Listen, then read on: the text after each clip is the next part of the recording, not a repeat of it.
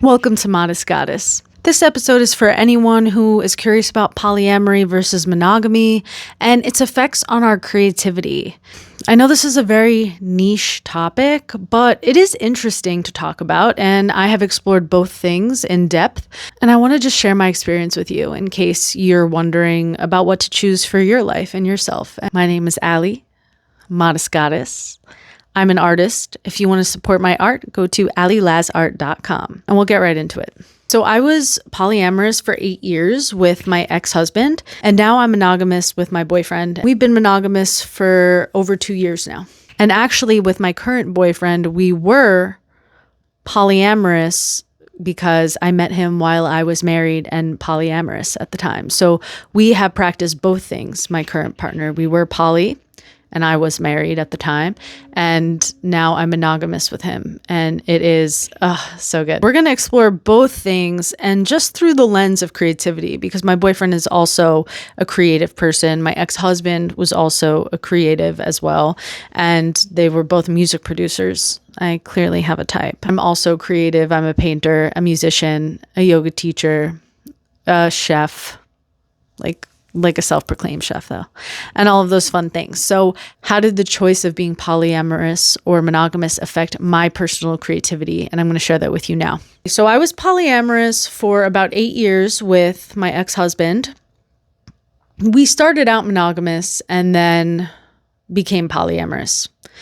So we were performers. I would paint on stage. I would sing on stage. I'd write music with him.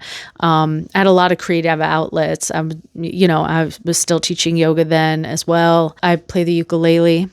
And how did it just affect all of my creative channels? And being polyamorous, I think, has a lot more nuance than people realize, because I think couples will start being polyamorous together and not realize all of, at least when I started, there wasn't as much information out about it. But when you start dating someone, that is a whole universe. You are bringing a whole universe into your relationship, and it can be tumultuous. It can be intense. It can also be beautiful and expansive.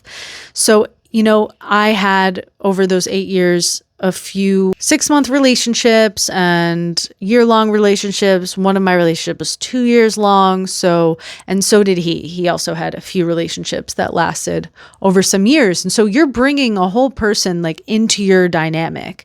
And my ex-husband and I were hierarchical. So we were the center.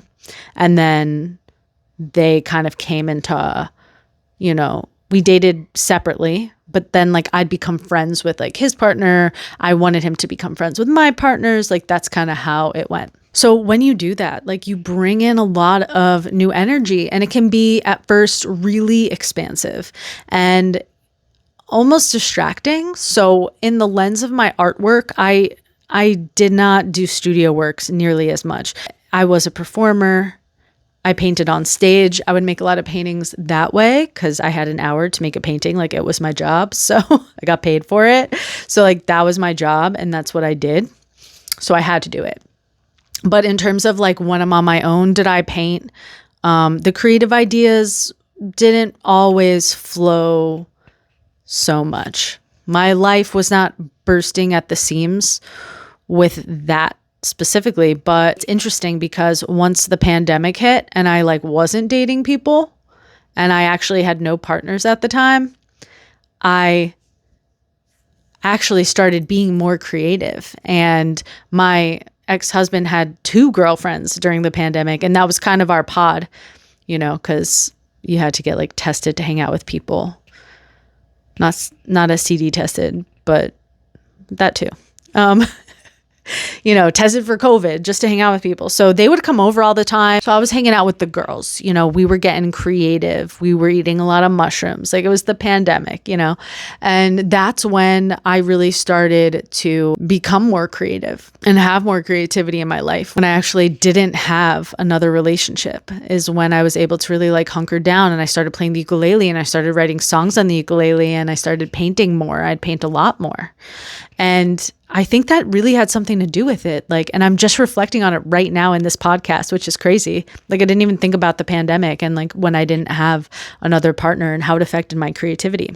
Anyway, afterward, there were more partners. After the pandemic, I started dating again. And, my creative output was sparse without performing here and there. I would get in the studio and paint every so often, or if I had a commission, obviously. But now let's get into my monogamy journey. So I started falling out of resonance with that whole life and my ex-husband, and I decided to get divorced. And my partner now and I were polyamorous together because of my arrangement with my ex-husband. And, he said he wanted to try polyamory. My partner now, his name's David. Let's just call him David because that'll make it easier. So yeah, David and I were dating, and we kept dating after the divorce. And then I realized he was my primary partner now. And I was like, do you want to keep being poly? Or should we be monogamous?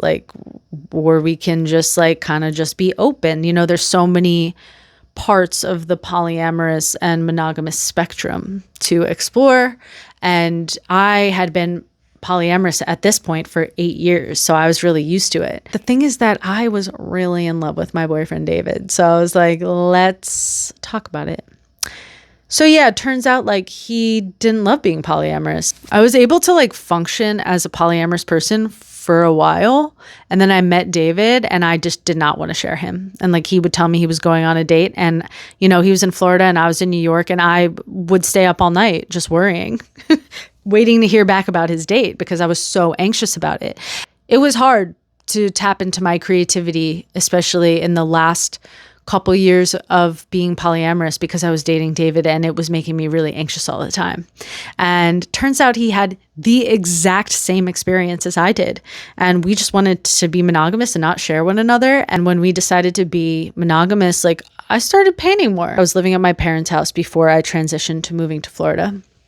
And yeah, I just and felt inspired to paint more and play more songs on my uke and write more raps. And me and David were making music together under the name Moist Towelette. You could check us out. When we still are. It's been about 2 years of making music together. And yeah, I really just dove into my career as a rapper and a musician and a painter.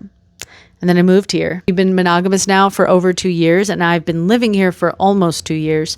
And I am bursting at the seams with creativity every single day, whether I'm coming up for ideas for my podcast, or I'm painting, or I'm coming up with ideas and visions for art I'm making. I cannot tell you how much easier it is to tap into my creativity at any moment. And writing raps, especially, I could just tap in at any time because I don't have this external worry and distraction and so much energy in my energetic sphere, which was what was happening. When you connect with multiple partners in this way, and just people in your life, your partner's partners, it can get a bit hectic in your internal world. And for me personally, I just found that the more empty I can be in my channel, the more easeful it is to channel creativity and creative energy. And I think at first it felt like, all this exciting energy is adding to my creativity. And maybe it was at the time, but now I just feel like it is night and day. My nervous system can finally exhale, and I'm able to create art. And maybe I'll do an episode with David so you can hear his side of the story too, because he's a music producer and will sit in the studio for 12 hours at a time, 3 days a week. And when we were practicing polyamory and I was in New York, I know it really stressed him out when he knew I was on a date. And, we told each other everything because open communication was a big part of my polyamory. Now he has said the same thing. He's able to make music a lot more easily. His skills have advanced like crazy. And I really do think that being in a healthy relationship in general, whether it's polyamorous or not, is a really big part of our creativity. And our relationships in general are going to influence our creativity. right? Like if you have so many friends and you're going out all the time, you're not going to spend as much time painting at home. It's just practical like that. But it really becomes energetic when we're talking about polyamory versus monogamy and how it relates to our creative output. And just like how we feel, our well-being also does. So your relationship style and the choice of what to practice in your relationship is going to directly influence how you feel and your creative output. So I hope that gives you some insight into your decision. Personally, polyamory did not work for me in so many different ways. And I truly am so grateful that David and I have decided to be monogamous. If you have your own experience about polyamory, monogamy, open relationships, and how it has affected your creativity, feel free to share down below in the comments. And let me show you the first piece of art I made living here in Florida, being monogamous with David. This painting is called Defy Gravity, and it's just colorful and happy, and I think it really just reflects this upward energy and creative bubbling up that I was feeling at the time. When I first moved in here, and my nervous system was starting to settle and feel safe, and I didn't have all these like external energies affecting my creative output. It just felt so steady and so good, and really, I really do think it was reflected in the art I was making, because I don't plan my paintings. I just kind of like let them flow. And this is what came out. Don't forget to check out my art at allylazart.com, and I will see you next week. Thank you for being here.